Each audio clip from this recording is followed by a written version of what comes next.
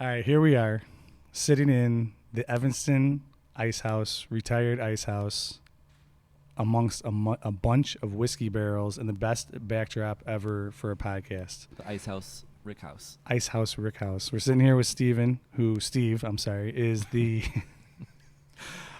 director of operations and distilling for Few out of Evanston, which is one of our favorite distilleries who we do a bunch of work with. Thank you so much for joining us, man, and having us. Cheers. Let's have a little cheers, and then we'll talk about what we're sipping on. Cheers. Johnny?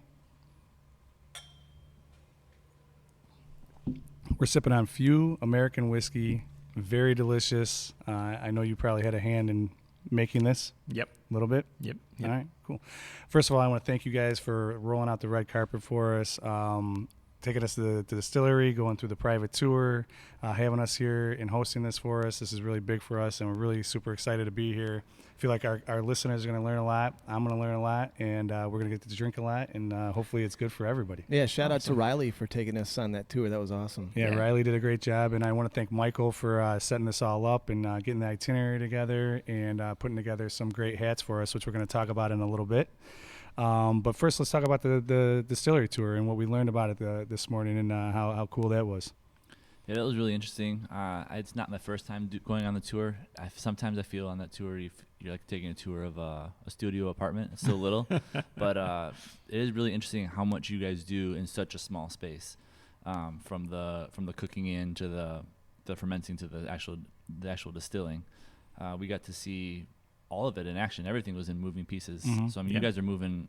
How many times do you guys mash in a day? Twice a day. Yeah, Two shifts a day, 7 days a week. That's nuts. Yeah. So no days off here in Evanston. It was really interesting seeing the product get cleaning, and then we actually got to taste some of the product coming off the still of the rye, which is my personal favorite. Like a 1A to a 1B to what we're drinking right now. But we got to taste some of that nice rye off the still, and we were tasting the hearts, which is the best part. It wasn't like the heads coming through. Which is totally badass, and for anybody that's in the area, you guys should definitely come on a tour here, check out the space. Very knowledgeable guys over here, and I feel like when you actually see the science and the art behind everything, you have a much more you have a much bigger appreciation for the product when you're actually sitting there sipping on it. Oh, totally agree. Yeah, those gin stills are like beautiful. Yeah, the copper gin still. They're all lit up inside and everything. Yeah. It's really, really cool. Like it's almost like a piece you want to just put in your house. Sure, they're total pieces of art. Yeah. To be able to weld stainless and copper like that together, those beads are just gorgeous. Mm-hmm. Yeah, it's awesome. Riley, who we shouted out earlier, clearly knows what he's talking about, and I liked his passion for the industry. And when I go on tours, if somebody's not passionate about it, I'm done in 2 minutes. You know what I mean? It's just like a drone. But he definitely has the passion that I want to see when you're on a tour and learning about the basic information. And it's not even basic; it's actually very integral to what's going on. Sitting in this Rick House. This is your guys' second Rick House? Technically our third. Technically your third? Yeah. So what would technically be the first? Our first one we moved into, and in a year we filled it up, and it's a row of warehouses, and we just knocked down a wall into the second one. Okay. So 2 spaces over there. Once we filled that up, we needed this one, and that was a bit of a hairy timeline. Sure. We were at the point where we had the space, the lease signed, but we're waiting for government approval to put wet barrels here. So that usually goes by really quick, right? Oh, super quick. Yeah. No, there's no bureaucracy, overnight. There's no red tape. It's totally fine. It's totally easy. And we ended just up get in line at the VFW and you just sign some papers and you're good to go. Yeah. Yeah. And we were to the point where, every stack we'd harvest out of the other rack house, we'd fill it up immediately. And we were getting to the point where we had a ton of temporary IBCs, maybe about 40 to 50 IBCs sitting in the distillery. We had these little aisles that we can kind of scoot between. Nice. But we couldn't stop making whiskey. That's not the game we're in. No. Right. We got to keep making. Right. So it was we were 2 weeks away from being able, having to find someplace else for the whiskey to go temporarily. But luckily the licensing came through, and it all worked out. Here we are. Yeah. Cool. So to give people an idea of what we're sitting in, we're in like this giant brick warehouse built in when 1900. Yeah, 1900, early 1900s. This place is old. Yes. and it is huge, and it's super tall, and in every direction that we look, there's barrels either soaking whiskey or about to. Yes. It smells like oak with whiskey like seeping out of it. Yeah. That's the smell that hit me when I walked into this place this There's morning. like no lights on. Yep. It's awesome. Yeah, There's no air movement. we found one outlet One to outlet. plug our stuff in. Which is all we needed. Yep. Which is great. Yeah, so for this building, I mean, right now it's storage for barrels and everything, but this will be the future home of production for Few. Oh, nice. Yeah, so we're Awesome. actually talking about how many rack houses. We're in the process of condensing a little bit. We are just finishing up licensing on our new rack house, again, all in Evanston, and hopefully that's going to get us, for the next 10 years at least, Nice. all barrels over in one spot. So once we clear all this out, all this behind, then we'll start build out on making this the production facility. I mean, there is a lot of barrels in here. Yes. How many barrels Yeah, are this in here? meaning Do like you know? hundreds of barrels. Yeah, there's about a little under 6,000 barrels. Yeah. So And that's so when you about say like, yeah, when we move all this stuff out, that's like me saying like when I move my house into It's like a 2 month. It's got to be like a 2 to 3 month project. Yeah, if right? you guys- we're in the midst of kind of figuring that out. if and you guys it's- need help, I'm gonna be busy that weekend. how are you on a forklift? You trained up, certified? I think I mean the space over here is really small. I bet Yep. I can navigate that. We got a Yeah. couple pictures on Garrett on the forklift earlier, All right, and he all right. looked pretty natural. I It's think not- he's in. I've done it before, and it's not as hard as you think. But you can if you screw up, it's bad. Yeah. It's a lot of Yeah. whiskey. that Well, I we, mean, I just don't the wanna spill. forklifts are expensive. Oh, that's true. Yeah. Not only are we sitting amongst a bunch of barrels of whiskey, we are sitting amongst a bunch of bottles in front of us. For those of you that are listening, we have 6 Few spirits sitting in front of us. For this portion of our 2-part series, we're going to really focus on the gin. Gin is new to us as far as the podcast. We've never reviewed or talked about gin. No. So kind of going outside of our normal, box of what we do. So I'm stoked about that. I'm finding for my own palate, gin's starting to come around. I've always been a brown spirit kind of guy, but I'm starting to like some of the gins that are out there, which is great. So we're going to be reviewing the gins in a little bit, and do you want to talk about which gins now, or do we want to I'll talk about save that? it. Yeah, I'll we'll save save it. it. Save it for later. I want to know more about Steve. Cool. Let's talk about real quick our phrase, yearly industry ebb and flow. The Sipping Social podcast has coined this phrase.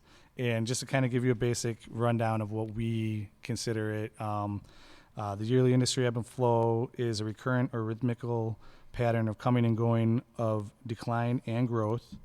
And, that could be anything. And every industry is different. Give us a little synopsis of your yearly industry ebb and flow as to whether or not there's busy seasons, or are you guys like heavy hitting in production one time of the year as opposed to another time? Just give us a little basic background on that if you don't mind. Sure. For us, we're in a bit of a unique situation. We're going to kind of split creating the whiskey and then bottling, packaging the whiskey. And for creating the whiskey, we're real level all year round. In Illinois, to be a craft producer, which we are, we're hamstrung at 100,000 proof gallons a year. So proof gallon, a gallon of alcohol at 50% ABV. And we are limited there. We can really push out probably like 110 or so, 115,000 proof gallons. But then we lose our tasting room. We lose our front-facing, public entity. So we don't want to do that. We want to avoid that at all costs. So we keep to 100,000 proof gallons, which is it's manageable for what we do. Again, as manageable as 2 shifts a day, 7 days a week. Right. For most of the year is, but we get there. And that stays even. On the bottling packaging side of things, we have a lot of things going on this year. We're gearing up into very heavy season for end of the year for, all the holidays coming up, Thanksgiving, Christmas, all the gifts and everything. So now is our big packaging push. We are full bore there. And then and that's also delayed, all the Starbucks have to get their pumpkin spice latte mix set up in, June, July, so that it's Right. ready, end of August. So we're gearing up for all that. We're also dealing right now with a packaging switchover. So we're moving to a new bottle. It's very Breaking similar. news here first. On Breaking Sipping news. Oh, Social. yeah. We're moving to a new bottle. It should be coming out soon. And it's basically, we've had to switch out a lot of stuff on our bottling machine. Cool. And, you know, the bottling machine is a great bottling machine, but it's from Italy. And our labeling machine is from a different company in Italy. So Do you have to speak Italian to know how to bottle? no, but Google Translate definitely helps. Perfect. And we send it to their engineers, the new bottle, the new cork, everything. And they're like, oh, yeah, here's the pieces you'll need. This should work and this will work. But it doesn't always work. Of course not. That's too simple. So we got like 80% there with the initial batch of equipment. And then it's the back and forth of, hey, this is not working. What are we going to do here? It's us modifying. It's the company sending new pieces. It's a back and forth. So that's finally moving and grooving. And then the other thing that we're really pushing for right now is that at the end of this year, spirits producers are losing their FET relief. So federal excise tax relief. This is something that the spirits industry has been fighting for a long time. Beer and wine get a much lower tax rate than spirits do. So about a year and 3/4 ago, we got brought down to their level, which is fantastic. Allows us to innovate, allows us to get this new bottle made in the U.S., allows us to get the new equipment to run it, allows us to bring on new people to increase what we can do and the capacity we can handle. But it was a 2-year provision. So we're in heavy lobbying now to get this passed, and it's one of those things that unfortunately probably won't be passed until December 30th at 11:30 p.m. But because of that, we want to take full advantage of this tax break, so we're full bore bottling, so that we can hit our maximum relief on that. So yeah, that we're super heavy there. In January, we'll probably catch our breath. Take a deep breath. Yep. Catch up on all the projects that we've been putting out, like EU bottling. So switching over the bottling line to 700s, pushing out what they're going to need for the next 6-9 months, handling some smaller projects, doing our yearly release of single malt whiskey, allowing us to get all these little things that are not part of the full bore push right now. Cool. Why would it only last 2 years? Politics. Bureaucracy. Someone's got to make money. Yeah. Kick it back for a little bit and then kick it back up. I want to get some of that. All right.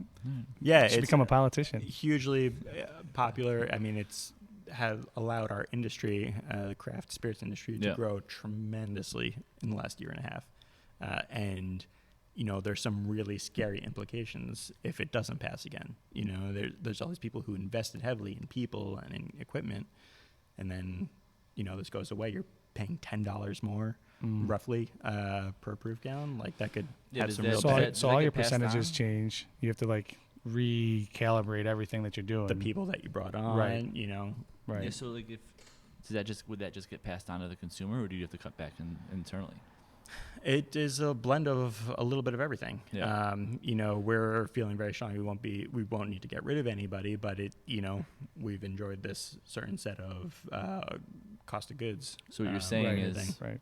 buy as much booze as possible Right now.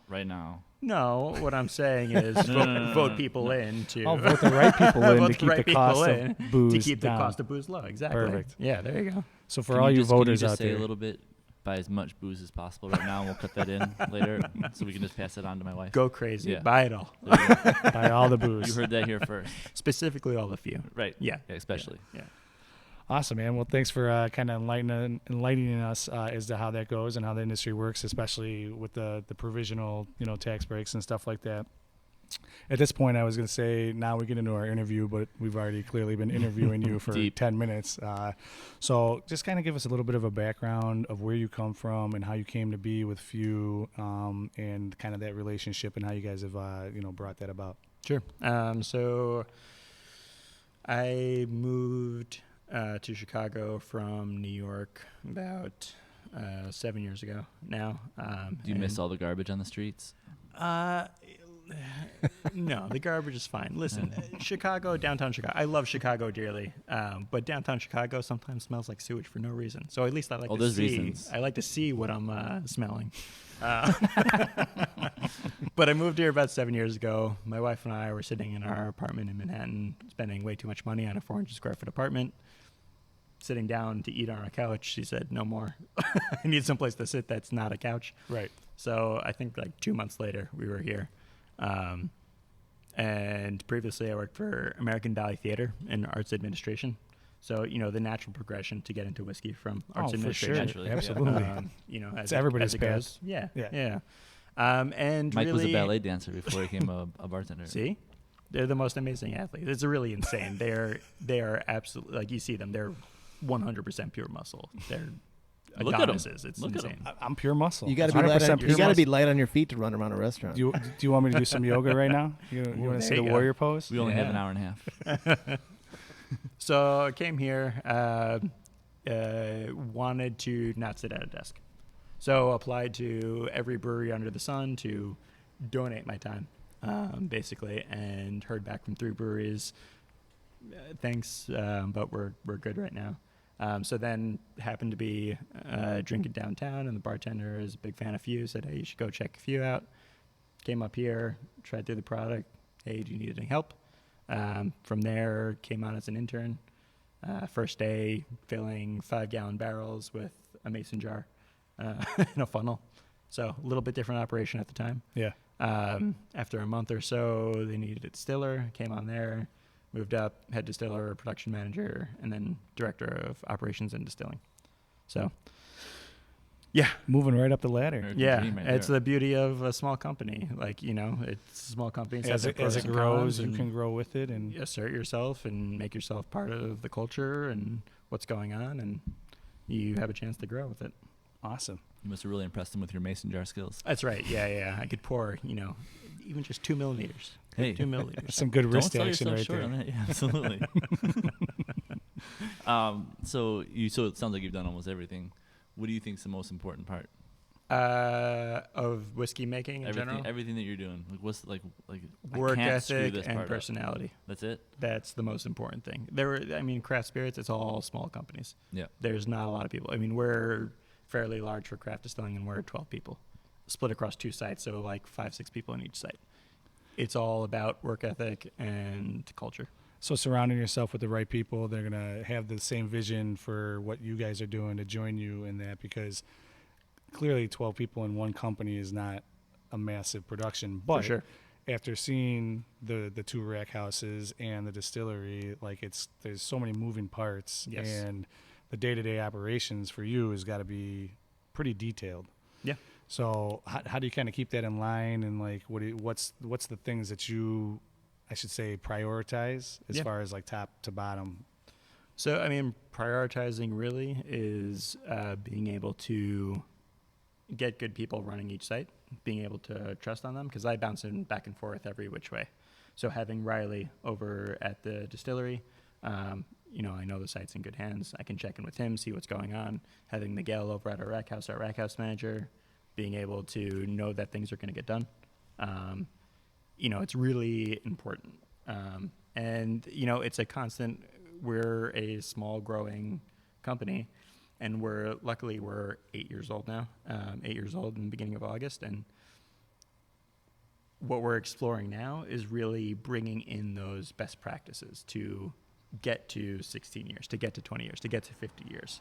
We've been this pirate nation for so long and kind of get things done by the seat of our pants. But, to be able to grow further, it's really setting and having proper SOPs.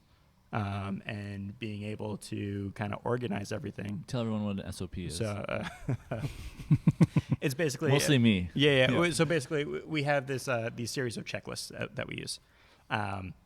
It's standard operating procedure, and the series of checklists. So that way, we're bringing on someone new, a new distiller, let's say.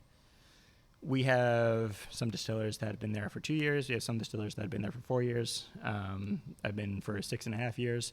And everybody, without these SOPs, everyone could do something a little bit differently. When you're training someone, people could be doing things that they don't even realize that they're doing.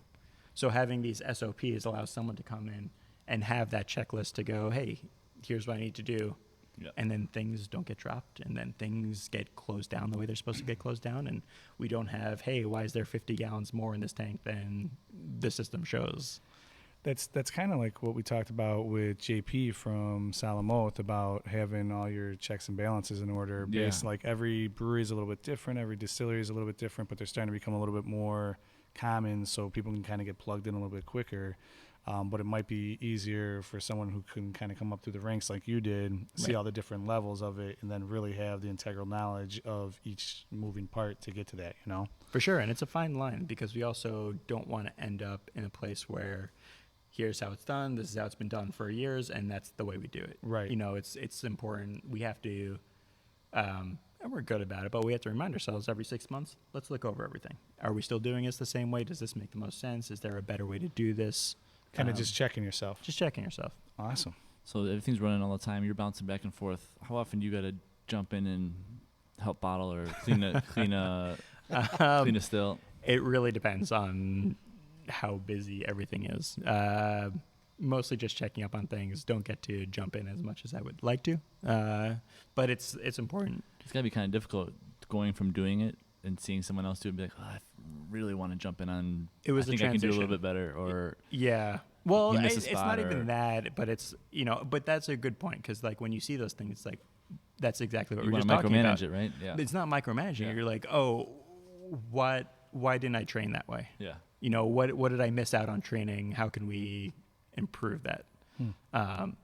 So it's been nice in that aspect to grow that way as well.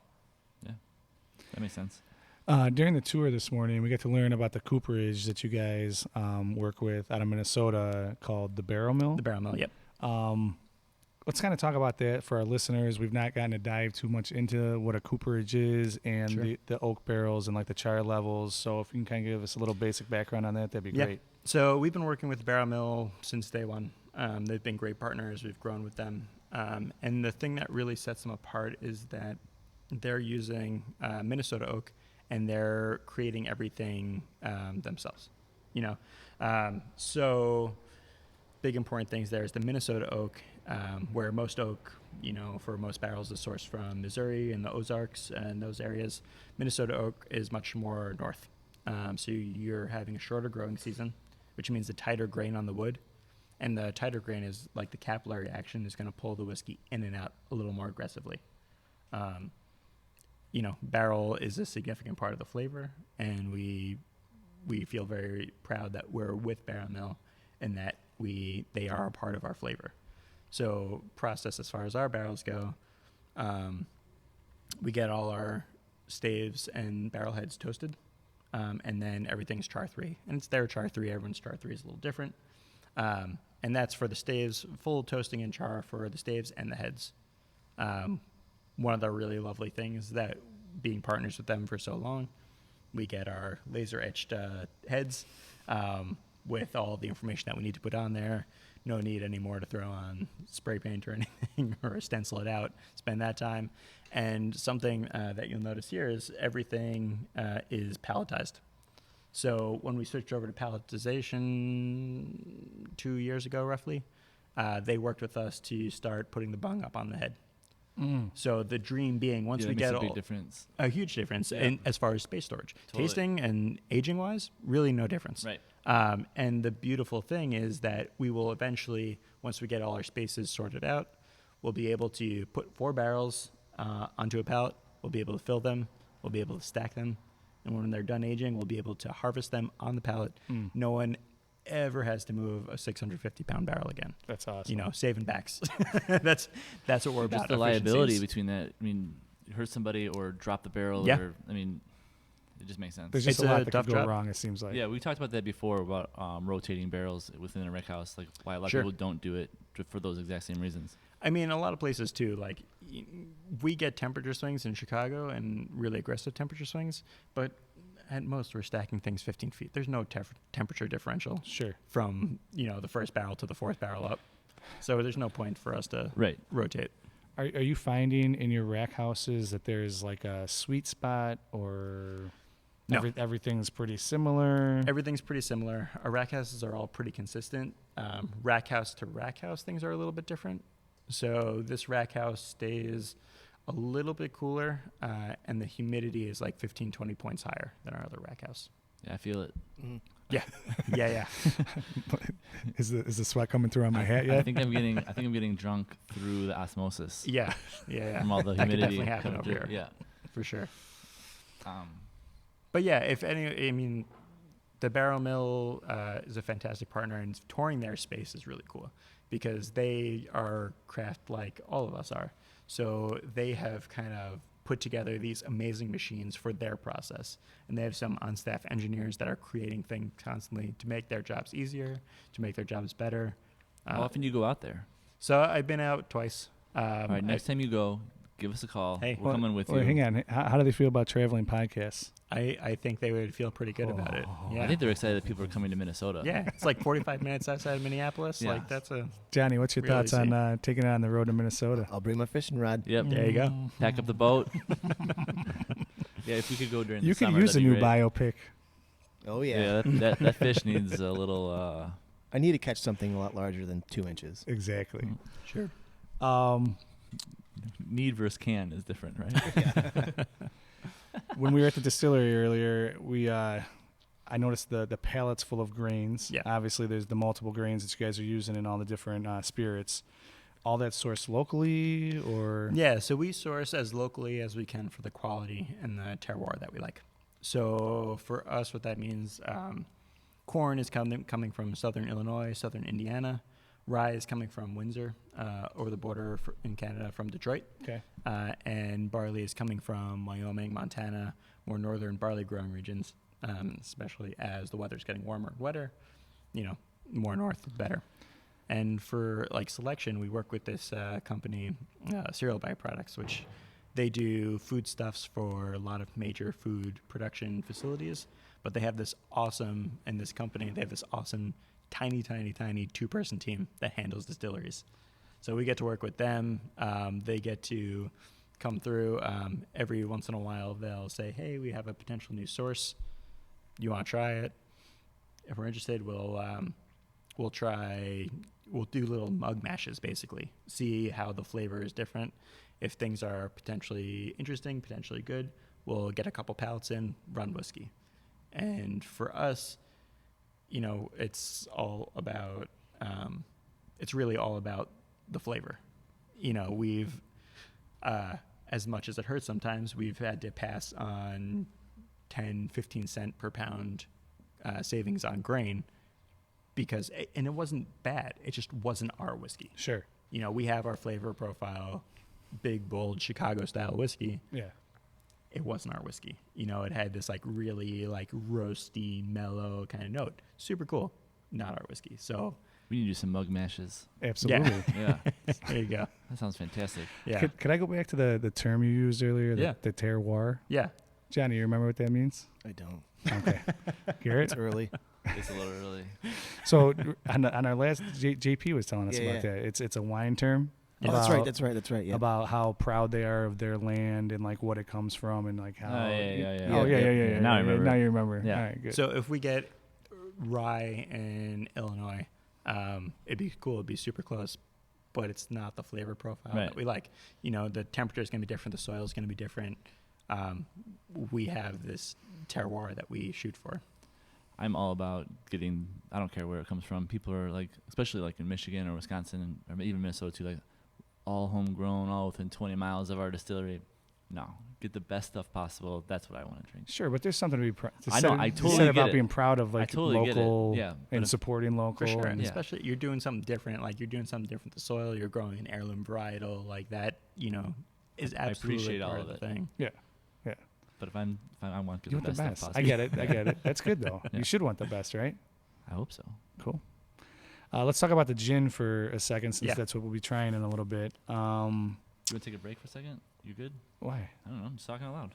Oh no, I'm good. Anybody need a break? Do you need the water? I'm good. Why? I want Do I sound drunk? No, I want to. It's hot. Oh. Do I sound drunk? You haven't touched that. What are you talking about? I've been drinking it the whole time.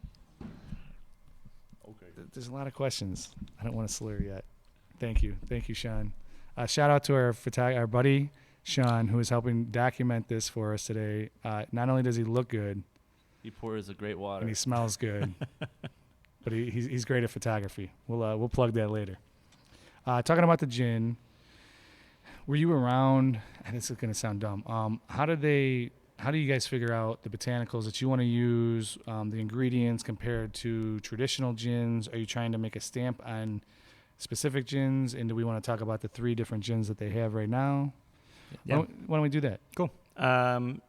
So first and foremost, the most important thing about our gins,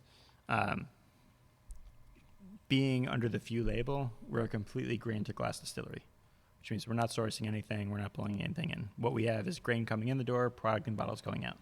So for our gins, what that means is that we are making a base for the gin from grain. We're mashing it, fermenting it, distilling it.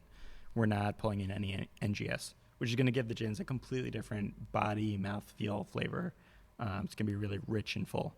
The other thing to note about all our gins is we actually for a while had the website Gin for People Who Don't Like Gins, because we take down that juniper level and we're amping up other flavors and really letting those shine. So I came in after these 2 came about, but this one I was there for the development of the breakfast gin. Cool. And we'll probably start with the American gin. The American gin is one of the first 2 products we made. It was that and a white whiskey. Again, going back to the fact that we're grain to glass, we didn't have any aged spirit when we started. So American gin and the white whiskey were first. Again, we're using that wheated whiskey base. So it's 70 corn, 20 wheat, 10 barley. And that wheat is going to give you a nice creamy mouthfeel. And this is our kind of botanical forward gin. We have some citrus, a lot of citrus. I think we're short a glass over here. You got 4, right? What about Sean? Oh, that's right. Yes. He's got a drink. So He looks parched over there. lemon from California, some bitter Haitian orange. We have hops that we grow out in the distillery in the alley, the flower box that Oh, for real? is clear cut. Yeah, we grow You hops. didn't out see there. the hops farm? I missed it. Yeah, it's local. Yeah, It's right out the door. It's a state. Yeah, they're state hops. But yeah, so some hops. We have a little vanilla, a little lavender, and it's just really a really beautiful botanical forward gin. Enough going on that you can use it in a Negroni, but really it works really well in a martini. You know, simple. Classic martini. Yeah. Cheers. Cheers.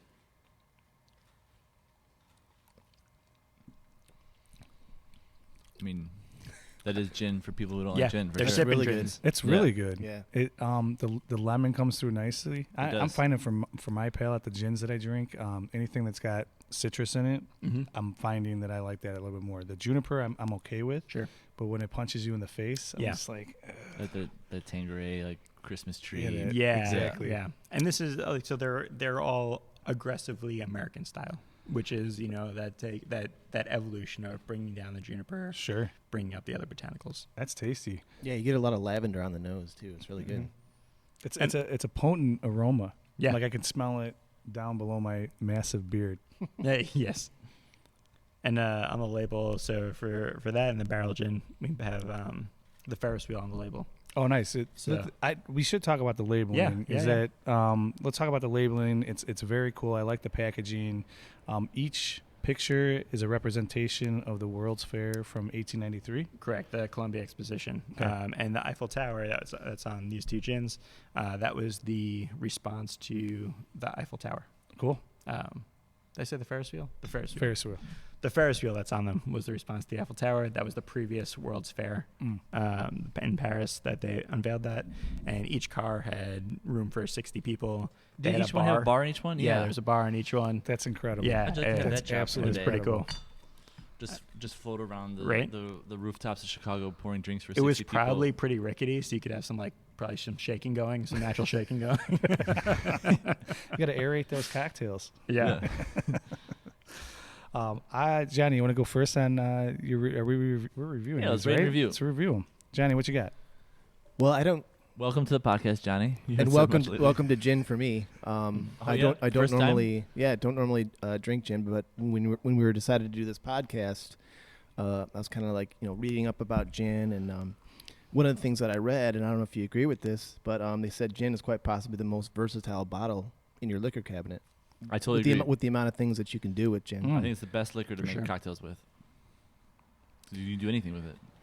And so, like, have you guys? I know you said you had a website, gin for people who don't normally drink gin. Yeah. Have you ever thought about I mean, you can do so many things, like you can mix in so many different cocktails, about like sort of informing people in a way, like maybe putting something on the bottle, like as far as like things that you can make with this, or different cool recipes or something. I don't know. I'm just kind of thinking off the cuff here, but. Yeah, no, I mean, there's also always the cocktail books and everything. We've traditionally been in a spot where that's a lot of expense that we could be putting towards production. That we could be putting towards like other things. Yeah, for sure. To do those sorts of Yeah. things. The only bottle I've ever seen that has an ingredient for a cocktail on it is Aperol. Hmm. It has like a Aperol spritz on the back of it. Yeah. Mm. I just thought of that. Not that that's relevant to anything we're talking about, but talking about labeling. What's your thoughts of the gin, Johnny? So the first gin, I would definitely buy this. I don't know if we should give a rating. Maybe we just. I think that, for the sake of the podcast, we Yeah. should. For the sake of the podcast. Okay. I think so. Okay. Garrett, what's your thoughts? I'm rating it. Okay. Okay. So I would definitely buy this bottle. And as far as out of 10, Pretend Steve's not here. really, no, seriously, this is the first gin of few that I've had, and I would give it an 8. I mean, I love the sip on it. I want to find out what else I can do with it. But as far as just sipping it, maybe putting a little ice cube in there, delicious. Nice. Yeah.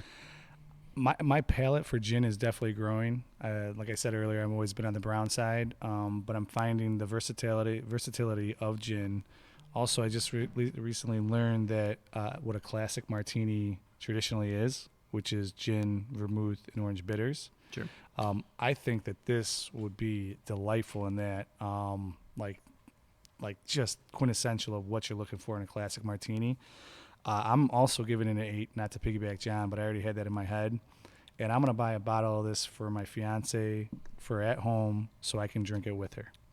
We usually do a number rating out of 10 and then say what we would do with it. Initially, it started off with 4 things.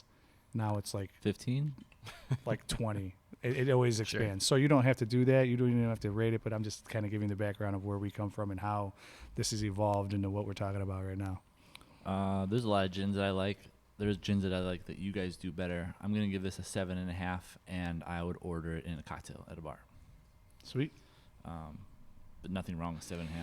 There's other ones that I think that I like even better. Sure. So, Absolutely. Are you a gin or a whiskey guy? Whiskey guy. Okay. I wasn't into gins until working here Nice. at Few, and I mean, as we're tasting, these are super fantastic gins to get you into gin. I agree with that. Yeah. Cool. Nice. What do we got next? So next, Oh yeah. next we'll go to the most One drop by all your glass. the most important gin of the day. This is our breakfast gin. Oh, of course. The What time newest- should people start drinking this? Whatever you would like. It's 5:00 somewhere, and they usually.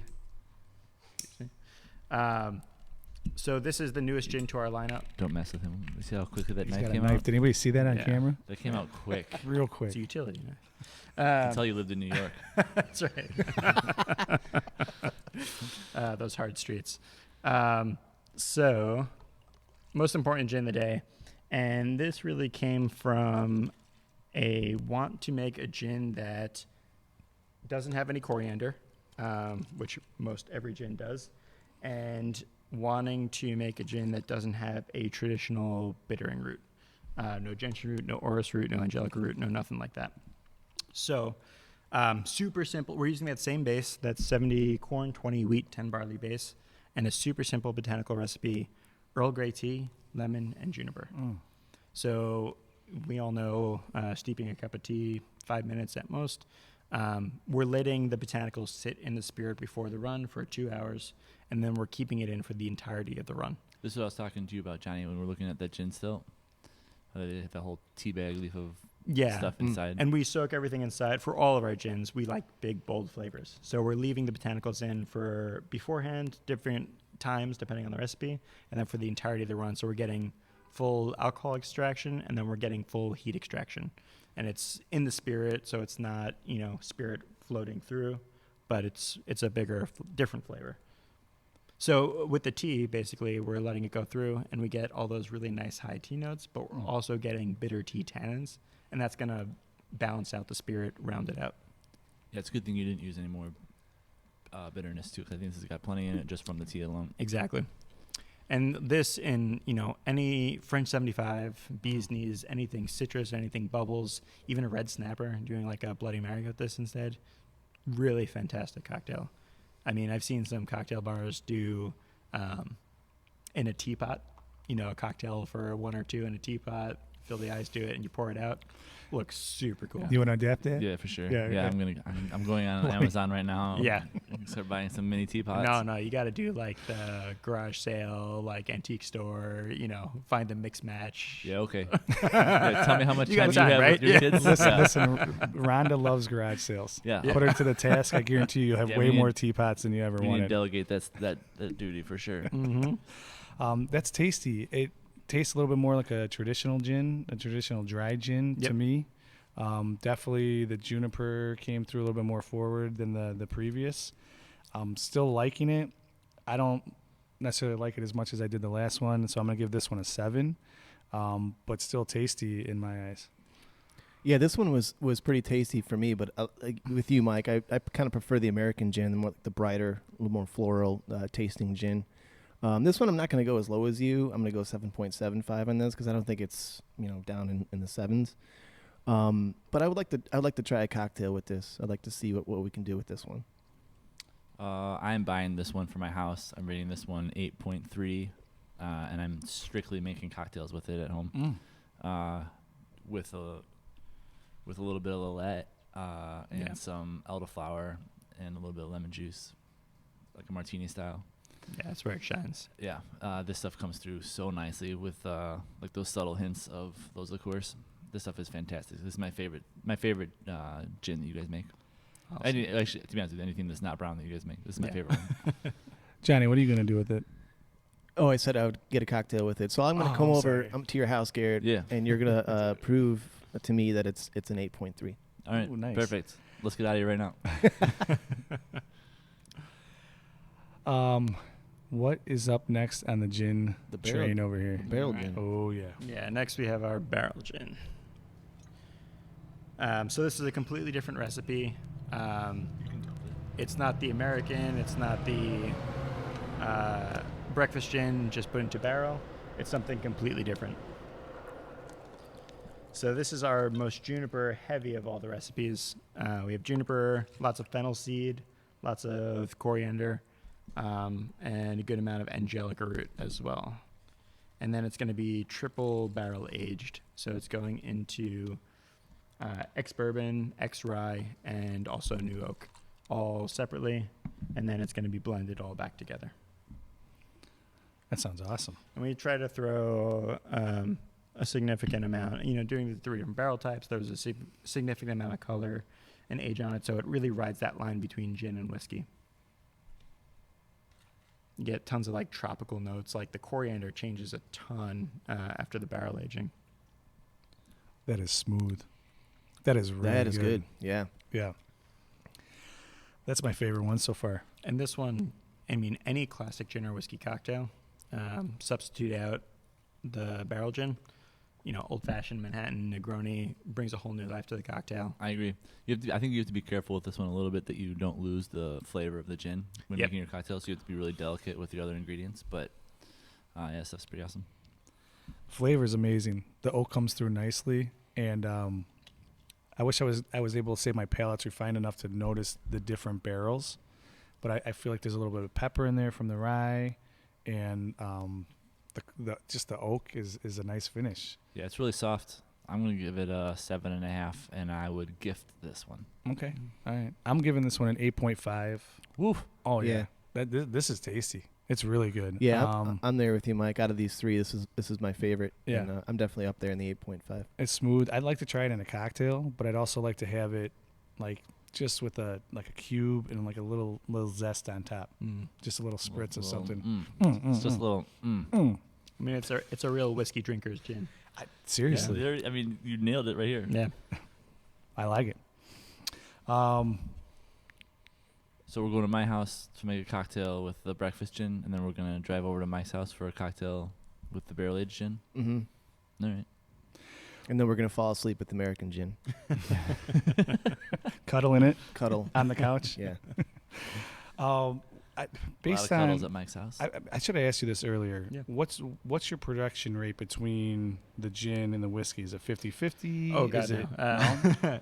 it, We are first and foremost a whiskey company. Okay, perfect. So gin is about 10%, if it's most, of our production. Okay.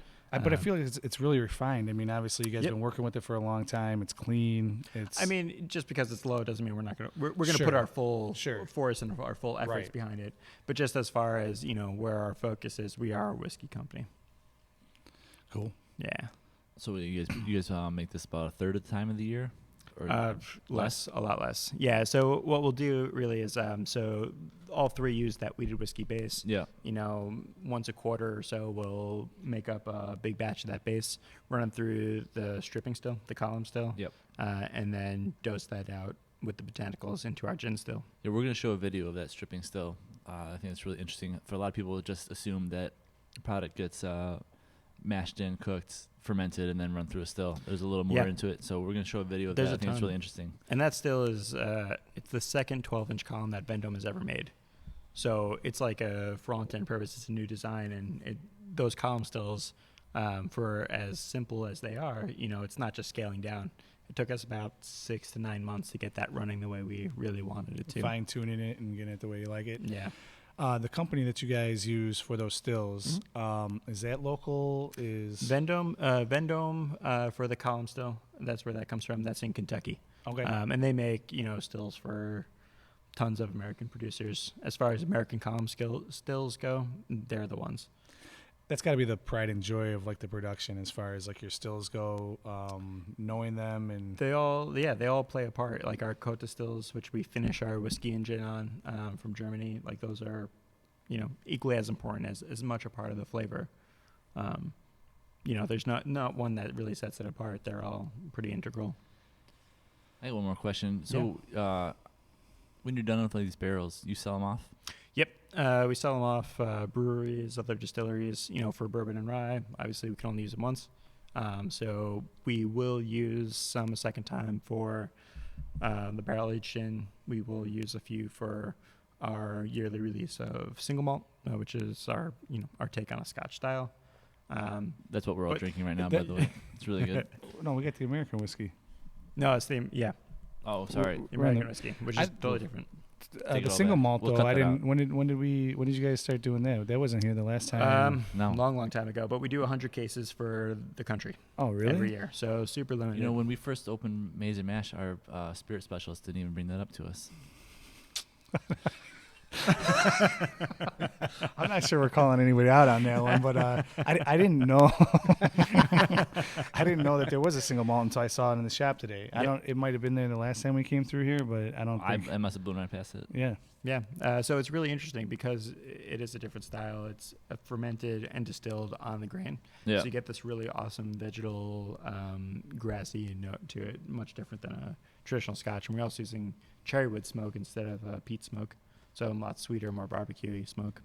So how much you sell the barrels for? People ask me that all the time. Yeah, it really depends on what the quantity. It ranges. Let's see. We can go down in price if you're pulling a couple pallets. So a couple pallets would be like 16 of them at a time? 16 or 12 to 16, depending on the size of the barrel. All right, And so at that if I could get 16 people together, so they wanted a barrel, what do you sell them for?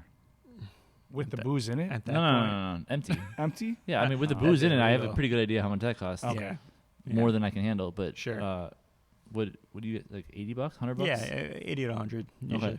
All right, yeah, put us down for 16. Perfect. We'll get that You set buying 16 barrels right I now? guarantee you, we can find 14 other people who want one. That's money. Great. Johnny wants 2.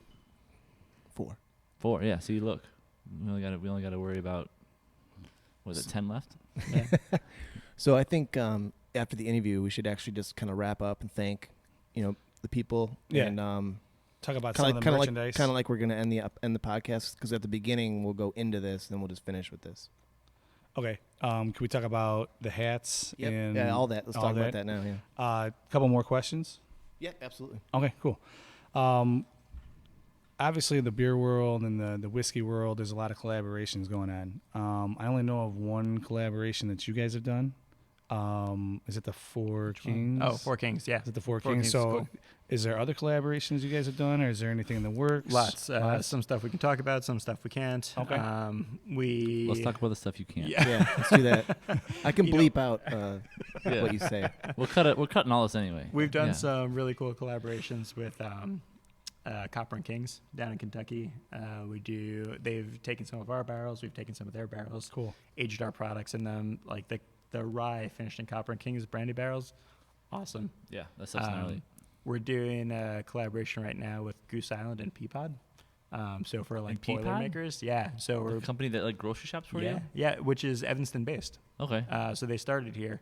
So they're kind of bringing it all together, and we're doing these like Boilermaker packages with Goose, and we're kind of always looking. The Four Kings is really cool. The Four Kings is It's tasty. it's a blended whiskey basically. So we pick a format every year: bourbon, rye, malt, experimental, and then we usually cycle it through, and everybody puts in some juice and rebarrel it, let it meld together.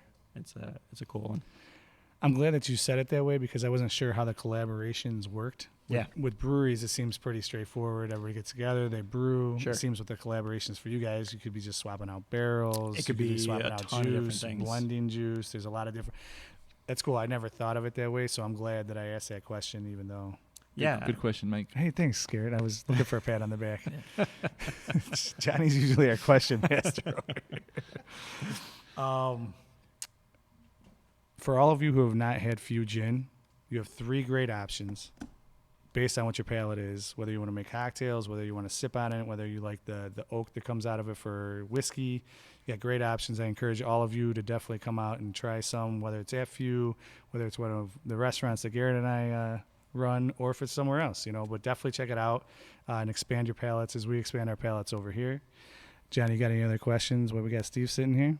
No, I think we're good. Garrett, what you got? No, we have 'em- I have all of these at Mace. So Garrett's got Come them on all and in try 'em. Maze. I will have all of these at Social next week. Let's talk about the merchandise that we have that we're going to be giving away. All right, Good so stuff. so we've been let's. talking about this for 3 months. I would suggest we promote the hats in this one, Okay. and then this stuff Yeah. in the whiskey one. Agreed. Okay, so our boy Michael, who put these hats together, they're Few Sipping Social collaboration right on the front of. Should we get one of the hats and put it like right Yeah. here? Yeah, we Let's should get one of those. let's post one of these up on the video. Obviously, for the listeners, you can't see it, but I'm going to describe it. We have a new era fitted hat that's mesh.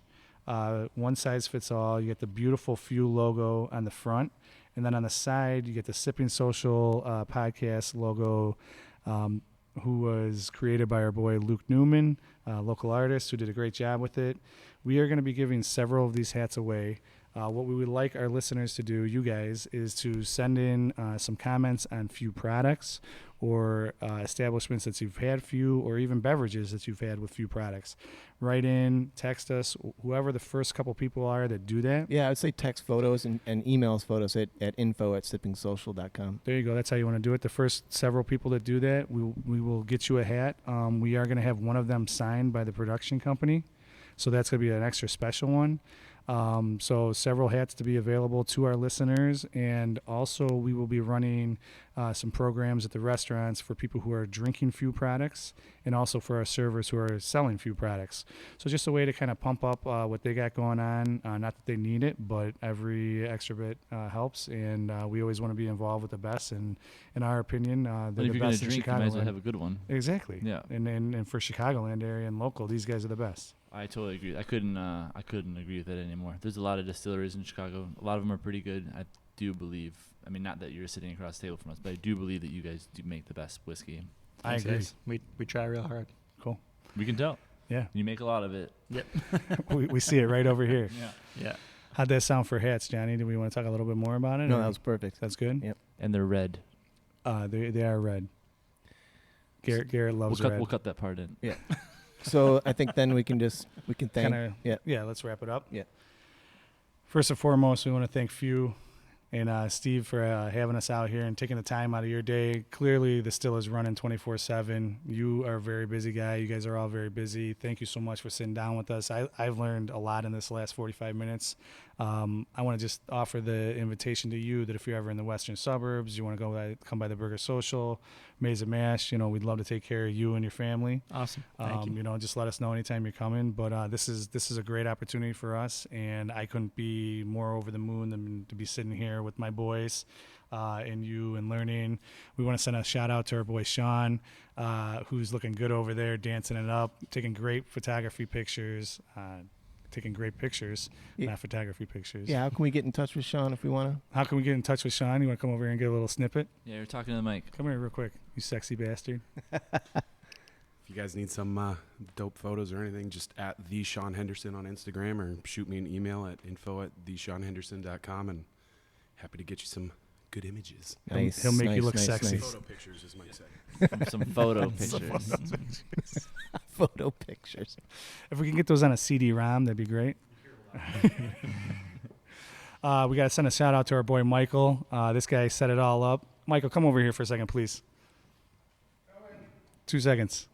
Thank you so much for setting this all up for us, brother. You're the man behind all this and putting us all together and doing it up. So we want to say thank you to you, and definitely want to take care of you and your lovely bride, right? Yeah. Anytime you guys come into the western suburbs, we want to take care of you. So Appreciate come by. that. Thank you. No You got need, it. but we got to thank these guys first and foremost for making good spirits for me to sell and bring to you. And next time I'll bring this single malt, no complaining. That boy, that boy. So that's part one of our series here. If you can't wait for the next part, and we're gonna go get some lunch and then come back and drink some whiskey. Cheers. Cheers, boys. Cheers, boys. Boom.